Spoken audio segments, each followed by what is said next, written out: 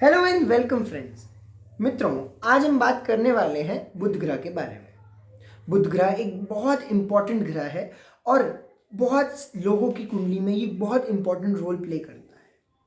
इक्के दुक्के लोग होंगे जिनकी कुंडली में ये न्यूट्रल हो जाता है, जिनको ना ये बैड इफेक्ट्स देता है ना गुड इफेक्ट्स, परंतु ये बहुत इंपॉर्टेंट प्लैनेट है और हम सबको इसे ठीक करने की आवश्यकता है।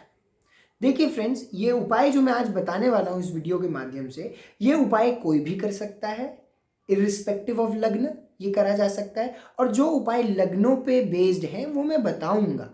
आप कमेंट बॉक्स के माध्यम से या फिर कॉल करके ये पूछेंगे कि पंडित जी क्या हम ये उपाय कर सकते हैं, क्या हम ये कर सकते हैं। तो वीडियो को ध्यान से देखा करिए और तब आप जो है, अगर आपके मन में कोई प्रश्न होता है तो कमेंट बॉक्स के माध्यम से आप संपर्क कीजिए।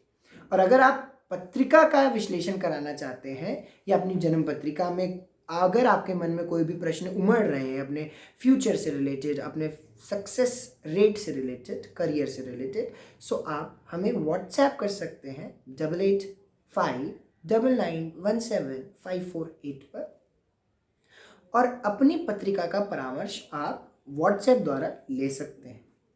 तो मित्रों, आज हम बात करने वाले हैं बुध ग्रह के बारे में। बुधेन बुद्धि, बुध ग्रह बुद्धि का कारक है। बुध ग्रह आपके आसपास जितनी भी ग्रीनरी है ना, द ग्रीन एलिमेंट, वो सारा बुध से ही नियंत्रित होता है और बुध के अंतर्गत आता है। बुध ग्रह इतना पावरफुल ग्रह है कि ये आपके जीवन में लिक्विडिटी को भी शो करता है। लिक्विडिटी क्या हुआ? फाइनेंस, आपके पास कितना रुपया पैसा आएगा। कहते हैं ना हरे हरे नोट, तो वो हरे हरे नोट आपके जीवन में कितने आएंगे ये बुध बताता है। बुध ग्रह आपकी बुद्धि का कारक है। आप किसी भी परिस्थिति में अगर फंस जाएं तो आप अपनी बुद्धि का प्रयोग किस वे में करते हैं वो बुध बताता है। बुध कुबुद्धि भी देता है और सुबुद्धि भी बुध देता है। स्टूडेंट्स, मैथमेटिशियंस, कॉमर्स के स्टूडेंट, शेयर मार्केट में काम करने वाले लोग, बैंकर्स, इन सब के लिए बुध बहुत इंपॉर्टेंट रोल प्ले करता है। अगर आपकी कुंडली में बुध आदित्य योग है, जो कि प्रायः 90%, 70 to 90% लोगों की कुंडली में मिलता है और उसका फायदा उन्हें नहीं मिलता। क्यों नहीं मिलता? क्योंकि बुध जो है वो सूर्य का नियरेस्ट प्लैनेट है, सूर्य से वो ज्यादा दूर नहीं जाता, इस वजह से वो प्रायः अस्त हो जाता है। और अगर बुधादित्य योग बन रहा है कुंडली में और सूर्य से अगर बुध अस्त हो जाएगा तो आपको उस योग का लाभ नहीं मिलेगा। तो क्या करें? देखिए, ये लग्न का उपाय है। अगर आपका मिथुन लग्न है, कन्या लग्न है, तुला लग्न है, वृष लग्न है, मकर लग्न है, कुंभ लग्न है, ये 6 लग्नों की बात कर रहा हूं, राशि नहीं। ये 6 लग्न वाले पन्ना धारण करें। अगर आपकी कुंडली में बुध अस्त है तो ये 6 लग्न वाले पन्ना धारण कर सकते हैं, क्योंकि बुध इनमें से त्रिकोण का स्वामी होगा। त्रिकोण के स्वामी का रत्न धारण किया जा सकता है और विशेष दशाओं में अलग अलग रत्न भी धारण किए जाते हैं। तो मित्रों, अगर आपकी पत्रिका में, और जो लग्न मैंने आपको बताया, अगर आपका ये लग्न है और अगर आपकी पत्रिका में बुध अस्त है तो एक पन्ना रत्न चांदी की अंगूठी में धारण करें। विशेष दशाओं में से सोने में धारण किया जाता है, उसके ऊपर भी हम एक बात करेंगे। विशेष दशाओं में से सोने में पहना जाता है, वरना आप चांदी में बेझिझक पहन सकते हैं। चांदी ठंडा मेटल होती है और बुध का जो पन्ना होता है वो भी एक ठंडा रत्न माना गया है।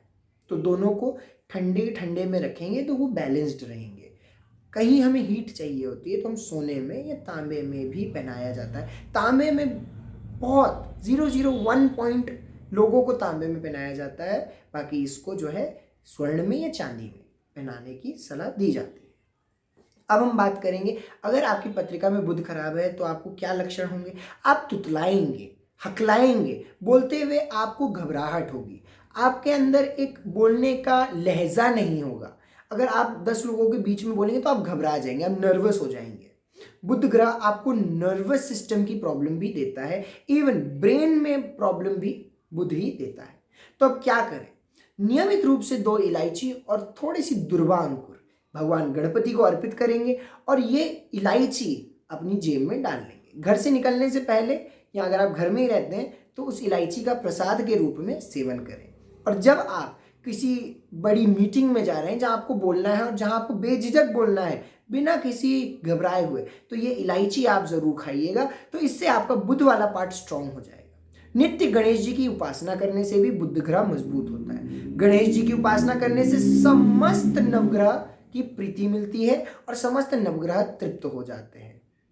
गणपति को दुर्वा अर्पित करने से आपके बुध ग्रह की जो कुपित बुध ग्रह है वो शांत होता है।